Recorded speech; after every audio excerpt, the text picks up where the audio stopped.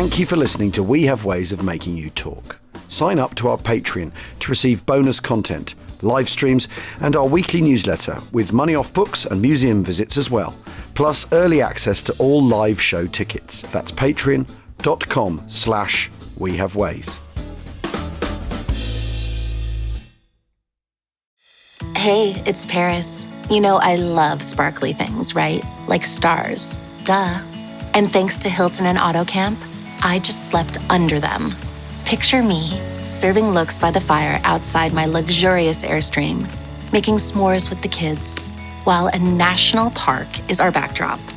The great outdoors meets Hilton hospitality. That's hot. Explore all the new ways to stay at Hilton.com. Hilton for the stay. Ryan Reynolds here from Mint Mobile. With the price of just about everything going up, we thought we'd bring our prices down.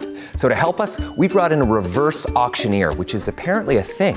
Mint Mobile Unlimited Premium Wireless. How to get 30, 30, bit to get 30, bit to get 20, 20, 20, bit to get 20, 20, bit to get 15, 15, 15, 15, just $15 a month? Sold! Give it a try at mintmobile.com/switch. Upfront payment of $45 for 3-month plan, equivalent to $15 per month required. New customer offer for first 3 months only. Speed slow after 35 gigabytes if network's busy. Taxes and fees extra. See mintmobile.com. With a major selection of the looks your kiddos love, starting at just $4 in the Walmart app, a new school year means a stylish new them. Who knew? Find skater skirts and Crocs that say, I'm casual but cool. Sparkly sneakers that say, it's my classroom, you're just learning in it. And preppy polos that say, I'm the teacher's pet, even if they're mommy's menace at home. Find their favorite styles starting at just $4 in the app. The Walmart you thought you knew is now new.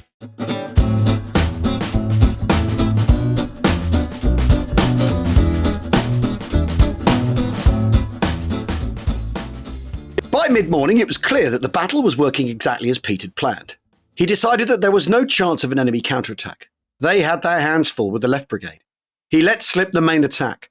The rest of the division plunged straight ahead for Mandalay, with orders to go hell for leather, the leading troops to contain and bypass small enemy pockets, leaving them for the following troops to wipe out. We rumbled down the cattle tracks in the heavy dust, past stands of jungle where the crackle of small arms fire showed that we had caught some Japanese. The tank treads clanked through villages blazing in huge yellow and scarlet conflagrations, palm and bamboo exploding like artillery, grey-green tanks squatting in the paddy round the back, ready to machine gun any Japanese who tried to escape that way before our advancing infantry. We passed the 25-pounder gun house of the artillery, bounding and roaring in a score of clearings, hurling their shells far ahead into yet another village. Tanks, again, the troop that had cleared the village back there rumbling on, 20 Gurkhas clinging to the superstructures. Infantry trudging along the sides of the road, plastered with dust and sweat. We were not a motorised division, and most of the infantry had to march, where they could not clamber onto tanks and trucks and gun quads. The mules of the mounted artillery, the screw guns pounding down the road, trotting out into the paddy when the road was blocked.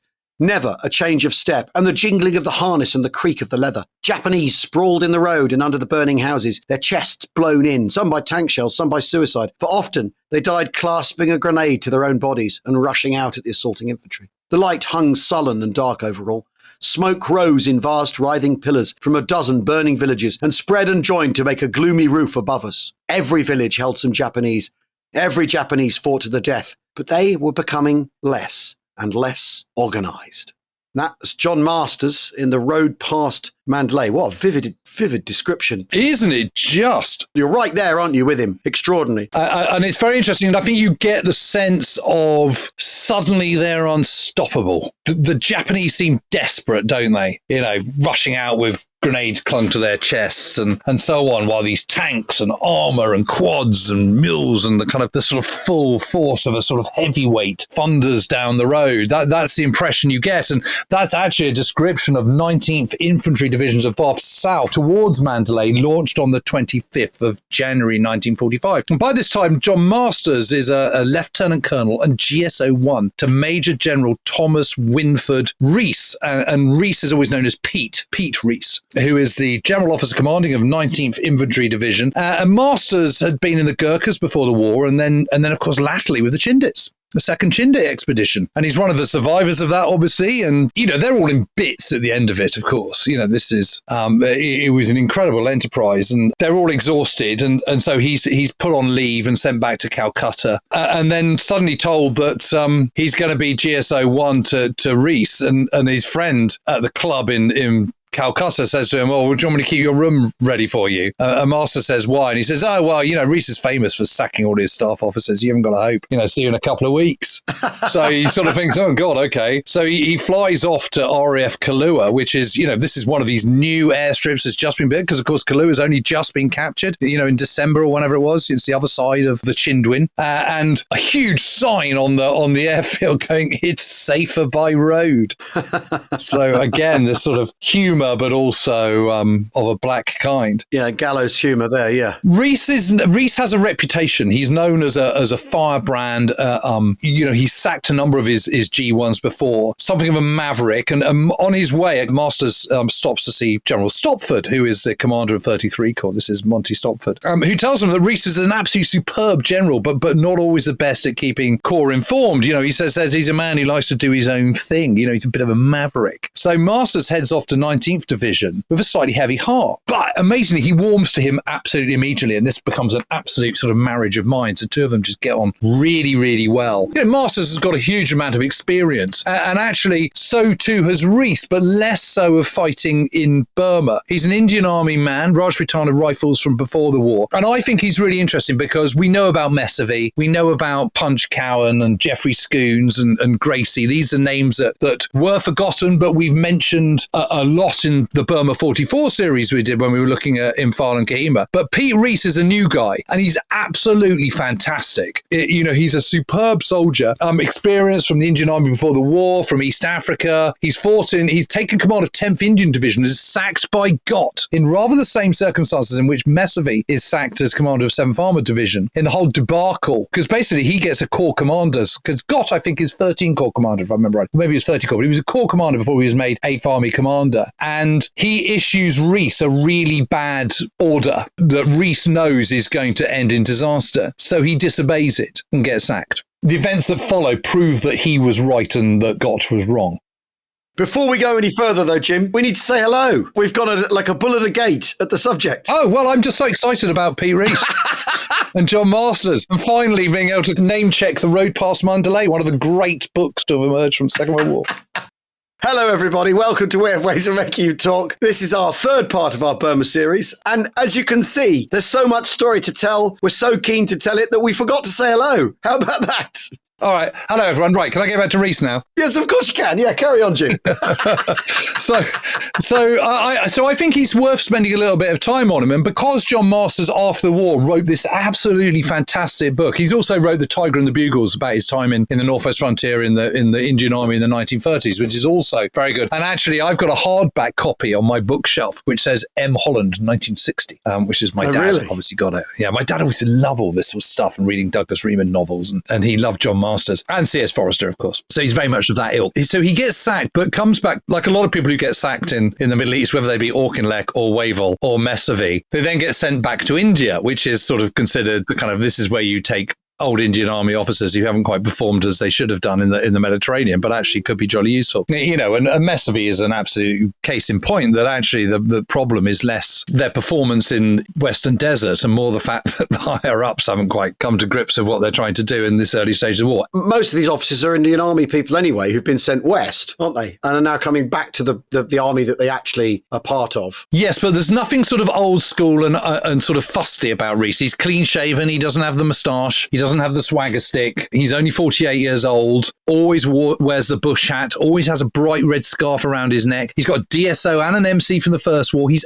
utterly fearless. He's a proper frontline, thrusting spearhead divisional commander. Soft-spoken, never swears, doesn't smoke, warm-hearted, but absolutely tough as old boots, and will drive his men, and is not afraid of making tough, difficult decisions. But, he's very much a calculated risk kind of guy. And he very much adheres to the kind of early German mantra that I'm the divisional commander in a remote part of the world. I'm best placed to make a decision, and decisions from Corps are sometimes to be questioned and, not always followed. Worked around, yes, exactly. Which, coincidentally, is exactly what Slim is doing, but on a larger scale, in relation to Lee police and everyone else. But by the time Masters arrives, which is about the 21st or so of January 1945, 19th Division is already across the Irrawaddy. Rees's division have done amazingly well. They've taken the town of Wunto on which is their first kind of stepping stone on the drive south, because at this point they're coming across the Shwebo Plain, which is this sort of roughly 100-mile-yard stretch of broadly flat, dusty plain between the Chindwin and the Irrawaddy, which runs in a kind of sort of northeast to southwest kind of direction. And they've taken Wunto on the 19th of December, and then they travel south. They cover 200 miles in 20 days, which doesn't sound that much, but is a hell of a lot in this terrain. It really, really is. Yeah, we've laid it on thick, really, about the terrain in the last couple of episodes. 200 miles in 20 days in Italy would be lightning fast, Jim, wouldn't it? 200 miles in 20 days in this is really quick. Very impressive. Yeah, so the first attempt to get across the Irrawaddy, about 40 miles north of Mandalay, is on the 11th of January, but that doesn't work. That's 62 Brigade, one of the 3 brigades in 19th Indian Division. So they shift their crossing point and get across safely on the 14th. A bridgehead is then established against pretty light opposition. I mean, the bottom line is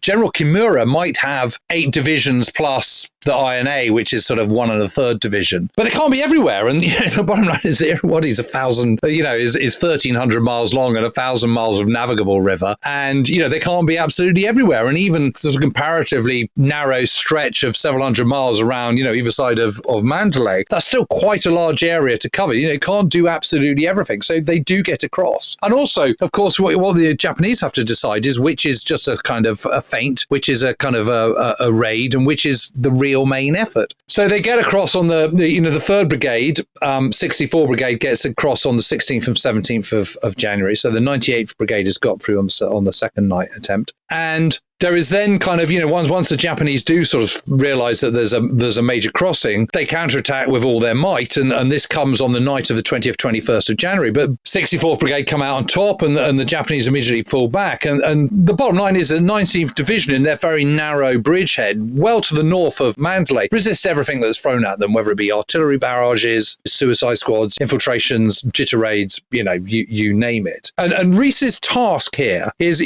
just before the Irrawaddy gets really, really wide. And the idea is is twofold. It's to keep the Japanese occupied in that area, but it's also to kind of make them think that they're attacking from the north, while sort of also at the same time they're going to be, the British are also going to be attacking from the west. So what happens is that Irrawaddy runs roughly kind of north-south to Mandalay, then does a kind of 90-degree dogleg to the west. So the other 2 divisions of Stopford's 33 Corps are going to be going west of Mandalay. This is a 2nd British Infantry Division and the 20th Indian Infantry Division. And the idea with 19th Division is basically to kind of sort of keep the Japanese distracted and make them believe that actually what's going to happen is that the main effort from 14th Army is going to be a pincer attack on Mandalay, one from the north and one from the west. But what they discover, what Rees realizes, that after the kind of night attack of the 20th, 21st of January, that the resistance by the Japanese is thinning down. And actually, there's nothing to stop them doing a march on Mandalay and taking Mandalay. Why not? Yeah. So he starts to think about how he might do that. There's a road that runs down southwards into Mandalay, which is a little bit inland, because basically they're on quite a narrow little corridor, because on their right flank, as they're looking southwards, they've got the Irrawaddy, of course. But on the right, they've then got jungle-clad hills. So they've got this kind of sort of 10, 15 mile, 20-mile corridor in between, the sort of rectangular corridor running south down to Mandalay they can go. And there's a road that goes down. It's not asphalted, but it is a road. That's the main, that's the obvious route to go. Or there's a sort of old mule track, jeep track, running parallel with very close to the river. And over a night of sort of with a whiskey bottle, John Masters and Pete Rees decide what to do. And Masters is very much in favour of taking the right-hand route alongside the river, which he persuades Rees to adopt. But Rees says, yeah, okay, but we're also going to put our brigades side by, 2 leading brigades side by side, and we will also push down the main road, but the actual main thrust will be on the right-hand one from the enlarged jeep track. And we're going to launch that on the 25th of January. So that's what he's been describing in that opening section that you read. I mean, I think it's fascinating, isn't it, that they have the confidence to keep moving like this, turn things round, change plan. I mean, it's all there, isn't it? These are winning ways, aren't they? And they're reaping the benefit of doing performing better. Very, very interesting. And also that a divisional commander is making these kind of decisions, just getting on with it. Masters goes out with him and,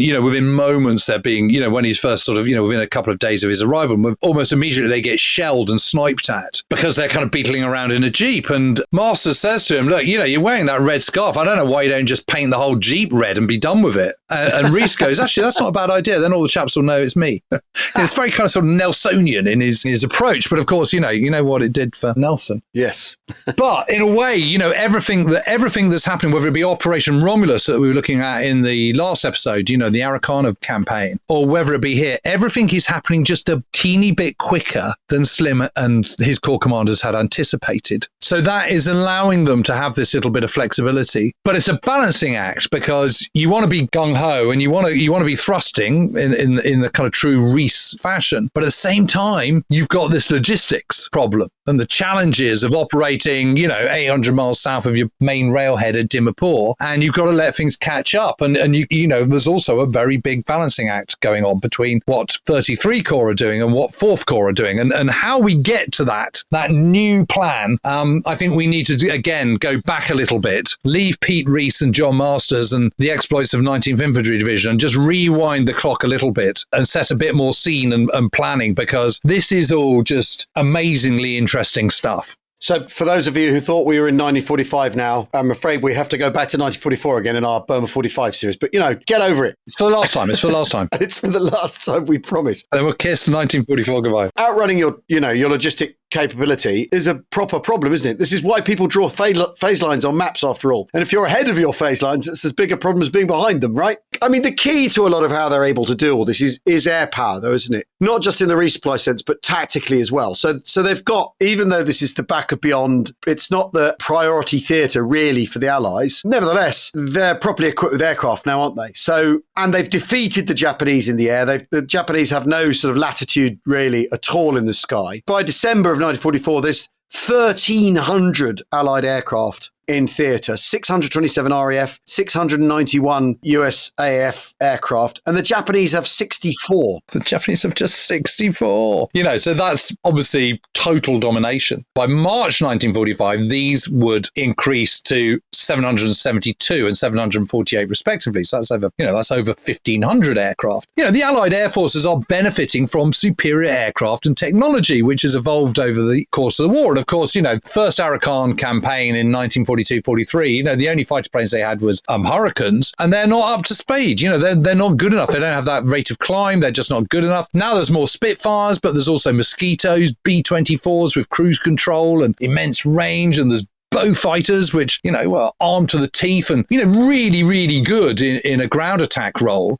The Thai-Burma Railway, for example, is being absolutely hammered, as is Rangoon, as are supply bases. Anything that moves is now being hammered. So this is a kind of repeat of the stuff that we were talking about in Burma. The huge advantage this gives the Allies, particularly in the movement of supplies. It means the Japanese can only operate at night, which means they can't operate by day. The Allies don't have that problem, which then means that they can move faster, of course, which is important. And also the weather's much improved and the monsoon over. And of course, that means greater flying time and more misery for the enemy. But the original plan, the original strategy that Slim develops in the autumn of 1944 had at the time seemed very clear-cut to him. He'd meet the enemy, Kimura's forces in the Shwebo plain between the Irrawaddy and the Chindwin, force a single engagement there and defeat him with his superior firepower and air power, but doesn't play out because although he's got two corps, General Monty Stopford's 33 Corps with 2nd British Infantry, 20th Infantry, Indian Infantry and 254th Tank Brigade, plus, of course, the 19th Indian Infantry Division.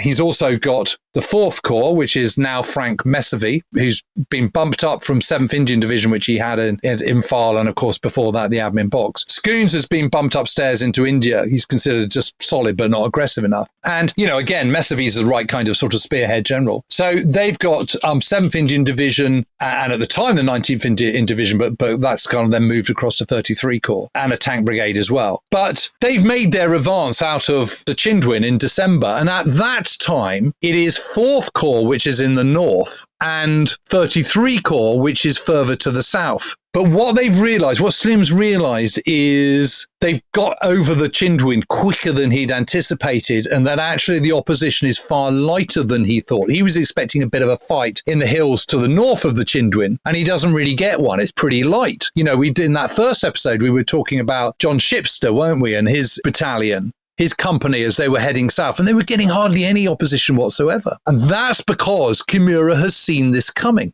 His priorities have changed as well, haven't they? It's not the hostile posture that Motoguchi had at all, is it? It's about trying to deny the route into China to the Allies and defence and hanging on, rather than, you know, he knows that if the Allies take the Shwebo plane, he's sort of had it. So it's about stalling, delaying, and in fact, kind of drawing the Allies onto him, taking a leaf out of Slim's book in a way and trying to create a sort of infile battle where the Allies come to him and then he attrits them and destroys them. Yeah, as his lines of supply kind of decrease and the Allies, their lines of supply increase. It's exactly the reverse of infile. That's what he's trying to do. Yes, very interesting. They've learned their lesson, the Japanese, in that. But it's as much to do with, really, that they can't manage anything else. They've blown it, haven't they? It's the truth. Yes, and it's true he has these 8 divisions plus 1 and the 3rd division of the INA, but these are under strength divisions. And he doesn't quite know where the Allies are going to attack. And, you know, rapid manoeuvre is not really possible because he doesn't have any mechanization, really not worth talking about. But equally, it's by no stretch of the imagination is Slim's victory certain. I mean, you know, that is also absolutely clear. Yeah. He's got a really, really tough fight on his hand. You know, the Japanese in a defensive role, and it's always easier to defend than it is to attack. He's got the Irrawaddy to get across, which is not easy, with minimum amount of, you know, with homemade rivercraft, effectively, to kind of get them across. This is no easy option at all. And of course, there are other major troubles brewing, not least because the very simpatico General Gifford has now gone and Lees has taken over. I mean, you know, the more I think about it, the more bizarre I think that is, because it's not like Lees has done particularly well in Italy. Operation Olive, which is the late August assault on the Gothic line on the Adriatic coast that 8th Army do. I mean, it's a terrible battle plan, entirely Lees's fault. He puts the wrong corps in the wrong place. You know, so the motorised corps are in the hills and the non-motorised corps are on the road. I mean, what the heck? I mean, it makes no sense whatsoever. And they don't break through before the autumn rains come in. And you know, for this total balls up, he gets promoted to Army Group Commander in India. I mean, and it's very clear right from the word go that Lees isn't going to get on with either Mountbatten or Slim. He meets Slim for the first time in November and immediately complains that Slim belly aches a lot. And it's clear that he views any kind of view contrary to his own as whinging, regardless of how sensible or better informed it might be. You know, it's so different from Alexander, who instinctively understands that when you become an army group commander, it's a different kind of role, which requires a different kind of command. You know, Slim just says, you mentioned this line the other day. Yeah. Oh, now we've got to do him in a Bristol accent. His staff had a good deal of desert sand in its shoes and was rather inclined to thrust 8th Army down our throats. I'm not sure that's right, are you? It is interesting, though, that whose decision is this? It's a terrible decision. Who thought this was a good idea? Yeah, it's very weird. Unless the idea is you dump the people you don't want in the West in India. Well, okay, here's an idea. Why not send Kenneth Anderson there, who did a perfectly okay job with First Army in Tunisia? I mean, not brilliant, but would have been absolutely cut from the cloth of Gifford. You know, so it's not like there aren't those people there. Anyway. Yeah, there's a silver lining, though, isn't there? Because Slim, Scoons and Stopford are all knighted by Wavell at Imphal on the 14th of December. Yeah. And this is while Slim's replanning, he's reordering himself and figuring out what to do. And obviously he wants no interference from Lees, who's a micromanager. So there's a challenge in that in itself, isn't there? Especially if you know what you're doing and you've proven yourself. It must be very, very annoying. Very difficult. Yeah. In December 1944, they put 5 more bridges across the Chindwin. There's new airfields. There's newly constructed river barges. 500 barges built at Kalewa. I mean, it's absolutely amazing that the engineering sappering effort is absolutely incredible. And then there's another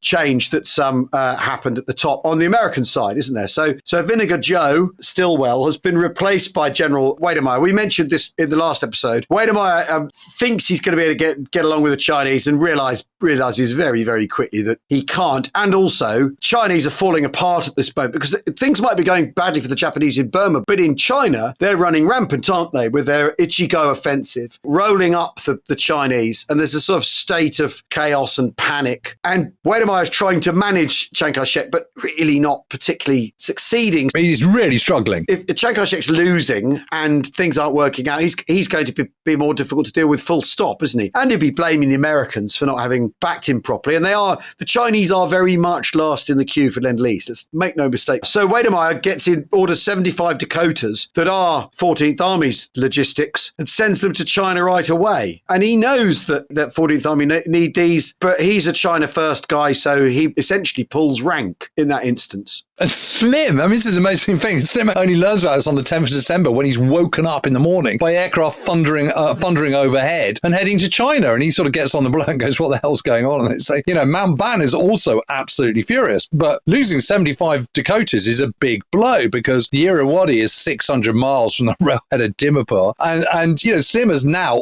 got, all told, 750,000 men spread over this vast area, plus mules, all of whom need feeding and arming, or certainly the men anyway, and the mules still need feeding. Air power is what the Japanese don't have when they invade India. And without air power, Slim really is looking at a kind of reverse infile if he's not careful. And that marriage of air power is key to the whole thing. This is why he thinks he can take the whole of Burma, which everyone else had thought was impossible. But without it, he's got a problem. So immediately Slim deals with this by cutting back planes available to Christensen and by imploring with Mountbatten that he needs to get these back. And actually, Mountbatten does get 2/3 of them back in very quick order. Well, that's pretty good. But, it's a headache just at the wrong moment, just as he's having to confront a completely different battle plan. And, he's got this change at the top, which is troublesome. He's already got a very, very big challenge on his hand, which is to try and reconquer Burma. And he's got these slightly having his arm tied behind his back while he's doing it. While all this is going on, he's developing his new plan. Yes, and it's people in the fringes doing this to him. That's the thing. That's outside agents, isn't it? Yeah, and these are people that are supposed to be on his side. Yeah.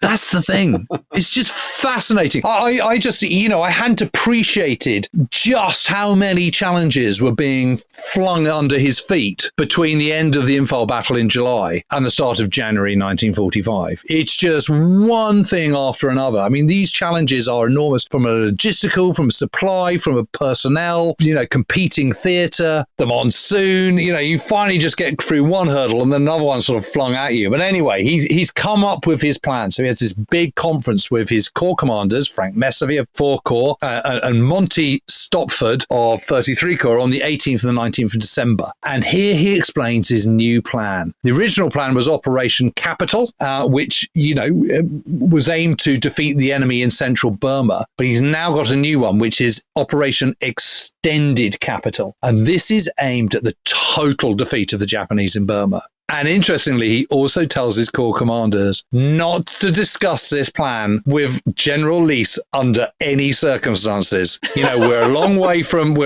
Calcutta. We'll just do this ourselves. Thank you very much. Anyway, in a nutshell, the plan is this: 33rd Corps to cross in 3 places. The first north of Mandalay, and this, of course, is Pete Rees's 19th Indian Division. And then 2 west of Mandalay as the River Irrawaddy does that 90-degree dogleg to the west. And keep them busy, draw the fighting to the north and then south of the city. But in the meantime, and this is the killer punch, 4th Corps, rather than from where it was originally going to attack from the north, goes round behind 34th Corps and moves in secret to the south and crosses the Irrawaddy where the Japanese least expect it, then strikes across country 70 miles or so to the town of McTila, which lies about 75 miles southeast of Mandalay. But the key thing about McTila is the main road and the railway run from Rangoon up through McTila, making it a vital nodal point for the Japanese. And basically, without McTila, Kimura can't hold Mandalay. It's his big base. It's his logistics base. It's his supply line. So basically, the hand won't work if you cut it off at the wrist. That's the point. And by attacking from the north and to around Mandalay and from McTila to the south, the Japanese will be effective in circle. This is classic hammer and anvil stuff. Of course, this is a delicate balancing act because the most important thing is that the Japanese don't smell a rat, that they don't understand what's going on, that Slim keeps the bulk of Kimura's forces in and around Mandalay. That's the key to the whole thing, and that he never discovers the truth of what he's really planning, which is this round-the-back right hook with Fourth Corps, which will go behind the enemy lines to the south. This is going to involve covering great distances in order to do it. It's very bold, isn't it? And it's not just going to surprise Kimura, it's going to surprise Oliver Leese as well. It's the truth. yes. But of course, it's a route that Slim knows, because this is, he did it in reverse in 1942, in May 1942, when he was taking the Burma Corps back out across the Irrawaddy. And he went up the Gangor Valley, where Fourth Corps are going to go down. But of course, this bit is in the hills still, it's jungly. This is not the Great Plains. The plan is to use the jungle to kind of hide the movement of Fourth Corps south, but also to have lots of deception plans in place. So Slim assigns Punch Cowan's 17th Division to 33rd Corps and 268th Town Brigade, but only on a temporary basis. So any Japanese agents can report that 34th Corps is strengthening for the assault near Mandalay. And he also sets up a 4th Corps headquarters at Tamu, which is far to the north. And there's deliberate indiscreet radio chat that the Japanese can pick up, and increased radio traffic in the Shwebo area, which is also to the north, and fake airdrops and fake agents to add to the confusion, and elaborate deception exercises called Operation Stencil and Cloak. And Lieutenant Colonel Elephant Bill Williams is ordered to head north of a large party of elephants to suggest a large force going across the Chindwin much further up to the north as well. And RAF planes have to patrol the area to the south the entire time to ensure there are no enemy intruders planes that can look down and see this movement of Fourth Corps to, in this big sweep to the south. But, it's quite a thing. Yeah. Slim's ambition as an army commander is really, it's something else, isn't it? Last year's plan was ambitious enough to draw the Japanese and destroy them, but this is to deceive, outmaneuver, and punch the Japanese off balance. It's quite something. And also, this is a full combined arms operation, isn't it? So there's tanks. Armour is becoming as much a feature of this fighting, as anything else the British have done, right? Yeah, absolutely. It's key to the whole thing. It's this coordination of air power, this all-arms concept of motorized artillery, of armor to support the infantry and provide, much heavier firepower. And of course, it's air power as well, and you can only do something like the Fourth Corps trip if you've got supply planes, but also if you've got, armed bow fighters and mosquitoes and so on, harrying for any Japanese planes that might kind of invade your airspace and basically protecting Fourth Corps as they move south. Potential trouble spot is Gangor itself, this little town, which is known to be well defended. So Slim needs to capture it quickly, but he can't use too many troops, because if you use too many troops, then the Japanese will get wind that this is a major incursion rather than a deception feint. So he brings in 221 Group RAF to flatten the place ahead of a small attack on the ground using the Lushai Brigade, which is Slim's own version of the Chindits, interestingly. It's four kind of infantry battalions worth of local troops. He hopes the Japanese will just think it's a kind of raid similar to that of the Chindits. And of course, the next headache is how you actually transport the Fourth Corps through, with their tanks and their vehicles along a jungle track. And the chief sapper at 14th Army is Major General Bill Halstead, who's given the task, and he decides to create a brand new road using bit Hess. These are Hessian rolls of 50 yards in length and 1 yard wide, which are then treated with bitumen. So the strips are overlaid by 8 inches, and so the ground is cleared first with dozers and graders, and then you roll the bit Hess on top, and it's designed primarily for airfields. But Halstead says, well, let's try it for the road. I have no idea whether tanks will be able to chew it up or whether it'll be okay. But anyway, Halstead reckons his sappers could build a road at a mile a day, but Slim says, this is way too slow. So Halstead, he always said he never quite understood where this came from, plucks 42 days. He goes, okay, well, I'll do it in 42 days. And Slim goes, got to help you, Bill, if it takes more than 50. and just no one knows whether this is going to work or not. And Slim pays a visit to 255th Tank Brigade. And Slim goes, how reliable are those Shermans? And the brigade major goes, very, sir. Given sufficient fuel, some essential spares, and some time at night to do maintenance on them. And Slim just goes, you better be right. You better be right. You better be right, or you better be right, depending on which way you look at it. She's a miracle.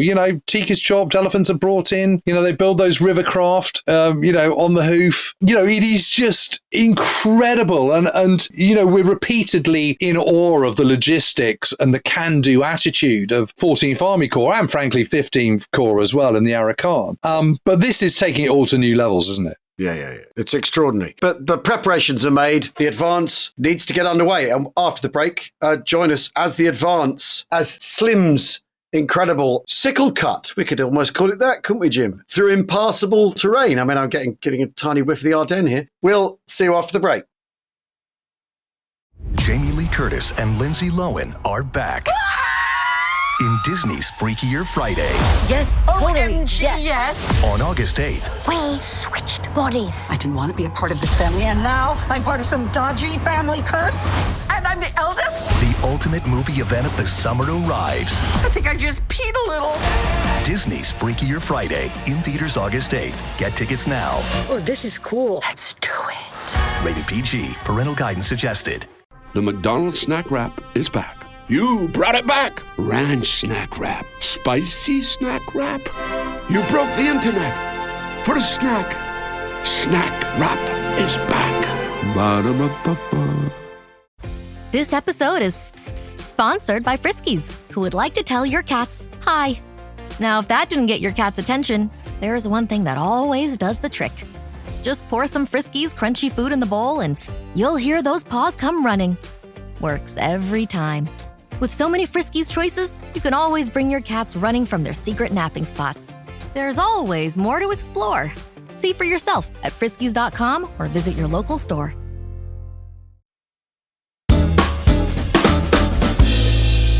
Welcome back to Way of Ways of Making You Talk with me, Al Murray and James Holland. Part 3 of Burma 45 and Slim's quite extraordinary and ambitious plan to shatter the Japanese, defeat the Japanese in Burma is about to spring into action. So we've already discussed 19th Division's advance of the crossing of the Irrawaddy, but also 20th and 2nd Divisions in 33 Corps. They're now converging on you and Moniwa as this thing gets underway. Moniwa becomes quite a thorny one because...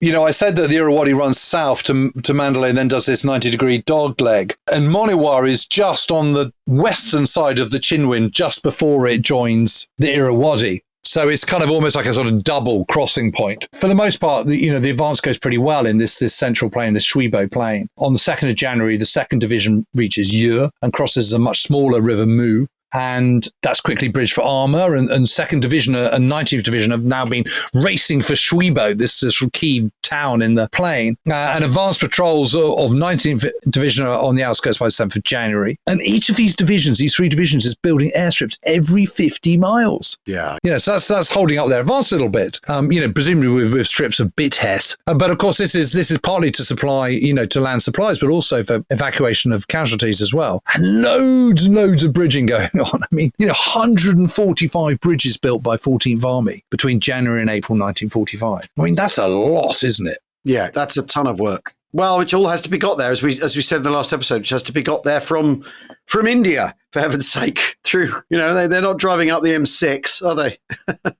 With Shwebo secure on the 8th of January, 2nd Division, they arrive in the town the next day. The Japanese start to fight more intensely closer to the Irrawaddy, don't they? So the Royal Berkshires, they have a scrap on the western banks of the Irrawaddy. This story, one Japanese officer jumps out onto a Sherman tank. He jumps out of the jungle, basically. Yeah, onto a tank from the 3rd Carabiniers and beheads the tank commander. Pushes the body out of the way. Yeah, climbs into the tank and stabs the gunner to death. The driver manages to shoot him. I mean... absolutely horrible. The 2nd Royal Berkshires, they lose 100 men in 5 days fighting, and they're in 98th Brigade, part of 19th Indian Division. So they're making progress, but where the Japanese resist, they make things very difficult, don't they? It's the truth. Not necessarily easy going, but it's definitely forward progress. 20th Indian Division, they get bogged down at Moniwa on the western side of the Chinwin River, where it joins the Irrawaddy. And then here's the air power. 200 Dakotas fly non-stop supply missions for the 18th and 20th of January before Moniwa is finally taken on the 22nd.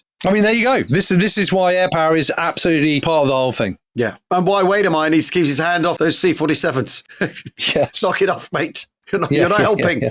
And then again, I mean, opposition gets stiffer on the western bank of the Irrawaddy near Mandalay and south of there in the bend in the river. Because as you say, it hooks 90 degrees west, doesn't it? Having plunged south after Mandalay, it turns west and then sort of turns left again, as it were, and heads southwest down into where it gets bigger and broader. This is where Kimura has put his strongest outposts. Yeah, basically around that western bend near Mandalay, for very obvious reasons. And again, in that area around Moniwa, where the Chindwin joins the Irrawaddy, for very obvious reasons. That's the obvious point. That's where you need to kind of have your strongest defences. So you can understand why he does that. But equally, while they've got, 19th Division is crossing fairly easily, there are going to be much tougher crossings for the 20th and the 2nd Divisions. But also Slim is slowing down the advance as well deliberately to build up for supplies and rivercraft. But also, Slim's got this very tricky decision to make because he's got to keep the advance of 4 Corps secret. And so he decides to take his time with 33 Corps to keep the attention on the Mandalay sector. So very deliberately, he does multiple crossings and, builds the bridgehead slowly and actually takes a month to get all 3 divisions across. He wants to suggest this pincer movement, but actually what Slim is seeing from the way the Japanese are responding is quite encouraging. So he goes, the Japanese, confused by numerous feints and patrol crossings elsewhere, had not been quickened to decide which were the real crossings. And even then they took some time to concentrate against them.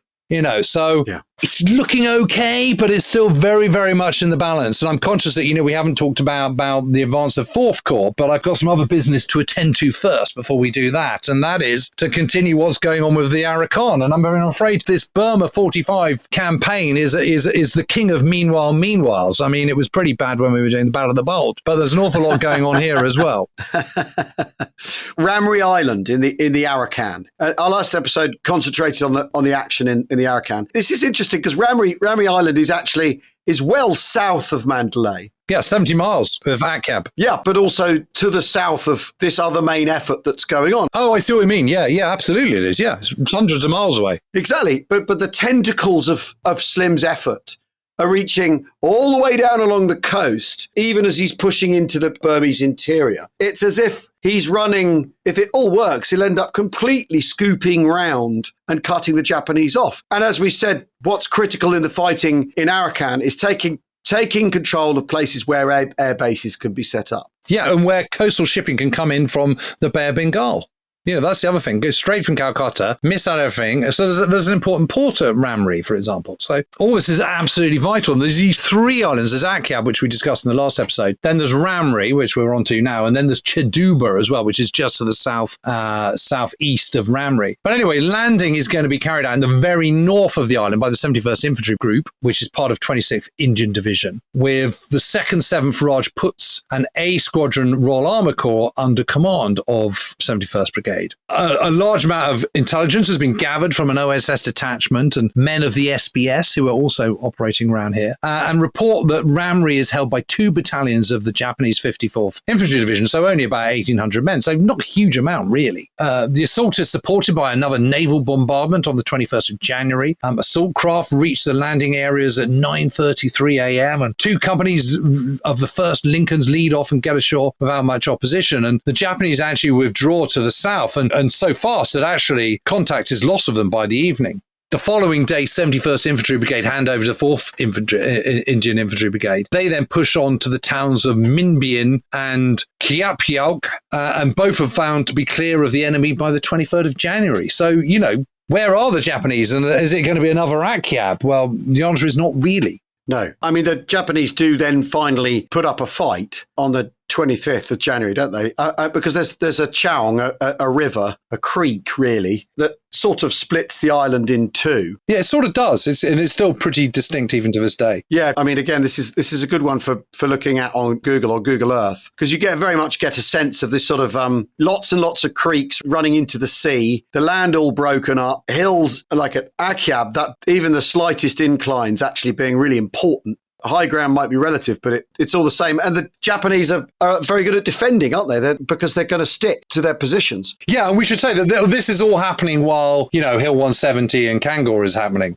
So this is all running concurrently. They don't get very far. So they then realise they're going to have a little bit of rethink and come up with a stronger plan. So more naval forces are brought in to bear and 2 brigades are brought in. So 71st Indian striking from the northeast, but 36th Indian Infantry Brigade from the south. So basically coming round the bottom of Ramree Island, and the Japanese might be kind of defending the Yanbalk Chong in the middle of the island, but we'll just outflank it then. And all these hill features, they're called Bear and Banana and what have you. These prove to be sticking points. But Lee tanks from the 146th Royal Armour Corps and infantry of the 1st Lincolns and the 1st 8th Royal Gawalis, with artillery support as well, eventually managed to prize the enemy from Banana and then the other hill called Point 233 by the 6th of February. Hampered by mines all the way, but eventually they reached Ramree village, which is the sort of central southern part of the island, on the 8th of February, where the Japanese are sort of holding bunkers around the village. But by this time, weight of numbers are against the Japanese, because of course those 1,800 defenders have been attrited all the way. They soon withdraw, and mines and snipers to contend with. But basically, the resistance at this point starts to collapse. But on the 11th of February, this is just the most amazing story. The Japanese attempt to evacuate the last of the garrison with 40 powered craft from Toungup, which is to the south of the island on the kind of main bit of the mainland. But 36 has sunk en route to Ramree, and the remaining 4 of them on the way back. So every single one is destroyed by naval forces. So this then leaves 1,000 Japanese troops stuck on the island, right at the south of the island, with the Allies closing in on them. And it actually takes until the end of February to clear the entire thing. And at this point, 900 Japanese troops try to swim for it, and every single one is killed and eaten by crocodiles. Jesus Christ. There is another way, people. You put your hands in the air and you say, I surrender. You have a simple choice here. It's not the hardest toss of a coin, is it? You wouldn't have thought so, would you? Crikey. This determination. But let's say the first 5 go in the water and then eaten by crocodiles. Surely the other 895 go, maybe that's a bad idea. You would have thought so, wouldn't you? Right in front of you eaten by the crocodile and thinking, yeah, that's still better than surrendering. Well, JR says in the sidebar, he goes, they can't eat us all. Yes, they can. That's the truth. Yeah, exactly. But meanwhile, the third significant island in this area is also captured, and this is Chiduba Island. And it's cleared and captured very quickly without any difficulty, because there aren't really any Japanese troops on there, by the 36th Indian Infantry Brigade, ahead of their redeployment on Ramree. So on the 30th of January, Sagu-Kun Island is also captured without opposition. So by the end of February 45, it's kind of job done in Arakan, because Akyab, Ramree and Chiduba have all been captured, and so too has Kangor. Thousands of Japanese troops have been left dead, and effective resistance in the Arakan is, by this point, rapidly crumbling. Hill 170 is fading into the memory of a sort of horrible nightmare, and they've got the Japanese on the run. Yeah, amazing. Absolutely incredible. You consider the disasters that went before. So the end comes in Arakan with... Well, and again, they're slightly ahead of schedule, because if you remember, they're originally going to take Akyab on, what was it, the 18th of February? Yeah. That was the original plan. They've done that 6 weeks earlier, and, they're well ahead of the game. This is all good, but it means that Christensen has now got to come up with another plan. What do I do now? And he might as well push on. So it's agreed that the 82nd West Africa Division should keep their kind of pressure from southwards to the villages of Letmalk and On, which are both northeast of Ramree and approximately 15 miles inland. And meanwhile, they're continuing to use Lieutenant Colonel McRae and his misfit and makeshift inland water transport group to ferry 26th Indian Infantry Division around. They're landed at a little place called Letpan, which is up another wide, winding river to the east of Ramree Island. And engineers, once again, waste no time at all in constructing airstrips on Akyab and Ramree. Absolutely vital for 14th Army for all the reasons that we've already discussed. So 82nd West African Division is due to take on and then press on to take Toungup, which protects a pass through the jungle-clad hills. Onvo becomes yet another sticking point, because it's a narrow pass through the hills and more jungle and more chongs, and the Japanese make a strong defense around here. So Christensen's anxious to press on, but the monsoon is coming and there's no all-weather road, so they've got to do it. Whatever they're going to do in the Arakan has got to really happen with their logistical constraints by middle of March, end of April, really at the absolute latest. So he then decides to land 53rd Indian Infantry Brigade to reinforce the 82nd in West African Division's drive. They land at a place near Ruiwa on the coast parallel with On. The landings take place at 10:30 a.m. on the 16th of February and unopposed. The Yorks and the Lanks landing first and followed very quickly by the 17th, 5th Maharatis, who took the key high ground overlooking the town. Ruwa is finally captured on the 17th of February, and a Japanese officer, amazingly taken by surprise, is captured. And meanwhile, 82nd West Africa Division are pressing on. And by the 4th of March, Japanese resistance is really very obviously starting to crumble. Yeah, they've had it in this part of Burma, haven't they? And it's because actually the Allies have answers to everything. They've got greater tactical flexibility, haven't they? Yeah, and deeper pockets. Yeah, and they've got the Inland Water Transport Group, and they've got air power, so they're not going to be shot up. And they've got naval power, so they're not going to be shot up in their kind of, makeshift little rafts in the way that the Japanese are. Which means they can maneuver around, they can outflank, get behind, do feints, cross chongs. They can do all this stuff. Yeah. And not one of them wants to be eaten by a crocodile either. That's the other thing. One of the disadvantages to the Japanese of this sort of fight to the last man and everything is what you don't do is withdraw, sort yourself out and stick yourself to somewhere else. You're destroyed where you are. So what the Japanese don't get to do is take stock, reinvest a new place, hold the Allies up again. It's this sort of shit or bust approach, and they're going bust as a result. None of it works. It's weighted number, superior supplies, but also absolute extraordinary courage. So this is the other thing. It's not just the stuff. It's not just overpowering the enemy. You've still got to fight. You've still got to do it. So, you have a 4th VC for 25th Division, which is won by Ban Bagra Gurung on the 4th of March when 3rd Second Gurkhas secure the Snowdon feature, as it's called, after sappers have bridged the Chong in front of it. I mean, this is the thing, is that you've still got the hard yards as the Allies as well, even though you're winning. I mean, that's the thing I find always remarkable. And that's also the problem with the argument that we've got more stuff than them. You've still got to get people to risk their lives, haven't you? And fight. And by the 11th of March, the Japanese have basically given up this area to the Allies. 2 days later, on the 13th of March, 4th Indian Brigade landed at Letpan, which is to the south of Anand Ruya, and still further west of Ramree Island to block the Japanese retreat. And we have a Lieutenant Claude Raymond with the Royal Engineers. He wins a Victoria Cross with the 2nd, 7th Rajputs because, again, the fighting is vicious. Yeah, and it's interesting, isn't it? Because you rightly made the point that there's lots of VCs when things go badly wrong. But actually, this is a case where there's lots of VCs and they're actually doing it really well. Yeah, but that's because it's still hard and you've still got to fight like this, haven't you? Well, it's close quarter stuff, isn't it? Yeah. The Japanese asked for no quarter and none was given. Yeah, God. A lot of these scenes are essentially unimaginable, aren't they, of this kind of fighting? Completely. It's just so remote. This is the point. What the hell are you doing? Fighting up some jungle-clad hill, surrounded by water and chongs infested with man-eating crocodiles. I mean, what are you doing? And actually the 26th Indian Infantry Division, which has been in it quite a long time, is been given notice that it's going to be withdrawn. But before it is, the 2nd Green Howards, which is one of the 3 British infantry battalions in the 26th Indian Infantry Division, captures Hill 370, which is just to the north of Toungup, which is the last sort of major key town on a saddle that they need to capture in the Arakan. And this is just to the south of Ramree Island. And it was from Toungup that the Japanese sent those 40 motorized craft to kind of rescue the people from Ramree. The Japanese put up a fight at Toungup, and this key objective isn't finally taken until the 15th of April. And thereafter, throughout the rest of April and into May, 82nd West African Division keep up the pressure on the retreating Japanese, and on 15th of May reach Gwa. And this is the moment that the Japanese are driven out of the Arakan for good. And I think what's really interesting is that the Arakan campaign of 1945 really is usually dismissed in just a few lines. I mean, there's actually no mention of it in Louis Allen's, magnum opus on the Burma campaign.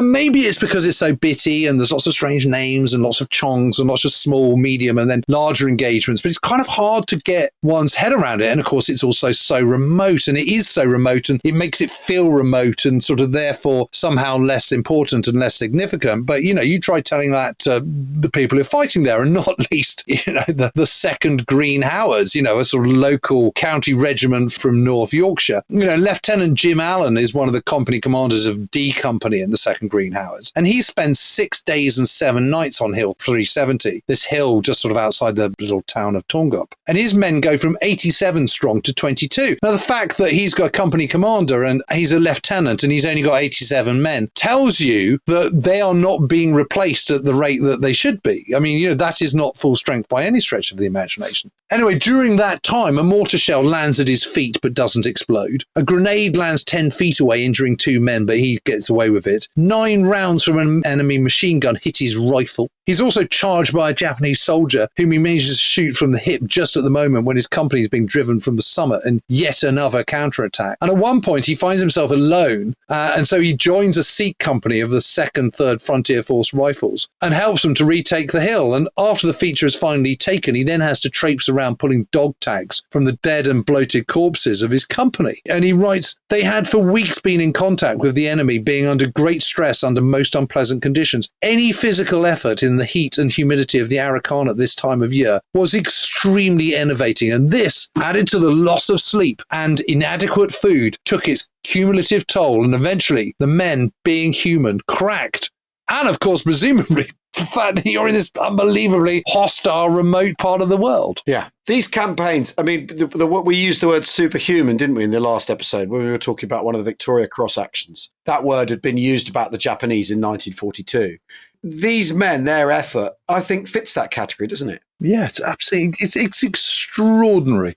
And these are ordinary battalions of the British Army, the Indian Army, the Gurkhas. They're not, well, we've had some commandos, obviously, in some of the amphibious phases. But like you say, it's the Green Howards. It's 2nd, 3rd Frontier Force Rifles. That's who it is doing this. It's truly amazing. But meanwhile, we can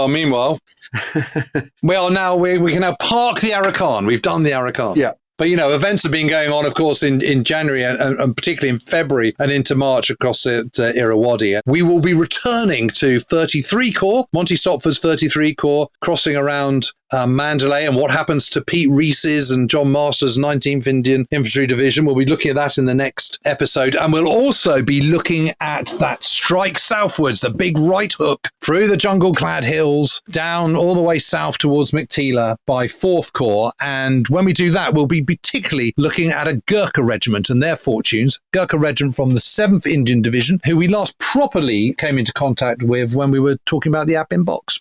Well, yeah. Thanks everyone for listening. I mean, basically, have the Japanese fallen for it? That's the big question. That is a big question. All will be revealed in episode 4. Are they committing themselves to Mandalay, or is it going to turn out? Are they going to smell a rat? Return and join us for our next episode of Burma 45 to find out what happens next. Thanks everyone for listening. You can subscribe if you go to our Apple channel officer class for less than the price of a Central London pint, or join our Patreon for a similar princely sum. And we will see you in our next episode. Thanks for listening. Cheerio. Cheerio.